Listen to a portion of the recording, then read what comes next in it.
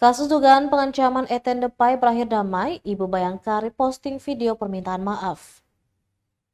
Polemik dugaan pengancaman yang dialami Eten Depay melalui media sosial akhirnya menemui titik terang. Kedua belah pihak sepakat berdamai setelah menjalani mediasi di Mapolresta Ambon pada Kamis 9 Januari 2025.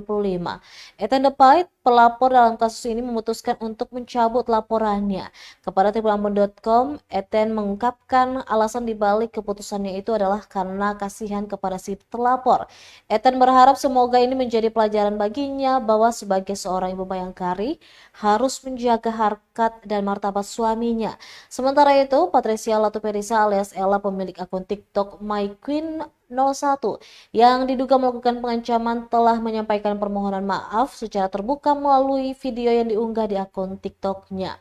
Dalam video tersebut, ia mengakui kesalahannya dan berharap kejadian ini menjadi pelajaran bagi semua pengguna media sosial untuk lebih bijak dalam berkomentar.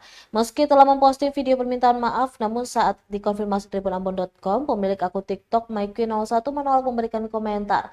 Kasus ini menjadi pengingat bagi masyarakat untuk lebih berhati-hati dalam berinteraksi di dunia maya. Komentar yang tidak bertanggung jawab dapat berdampak negatif bagi orang lain dan berujung pada masalah hukum. Diberitakan sebelumnya, seorang ibu bayangkari dipolisikan atas dugaan pengancaman melalui media sosial.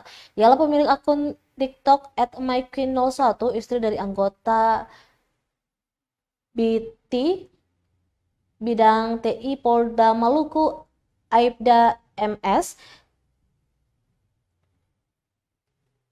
Stanley Patiusen alias Eten Depay merasa terintimidasi oleh komentar akun @myqueen01 dalam video TikTok. Laporan tersebut dilayangkan ke Mapolresta Ambon tertanggal 16 Desember 2024.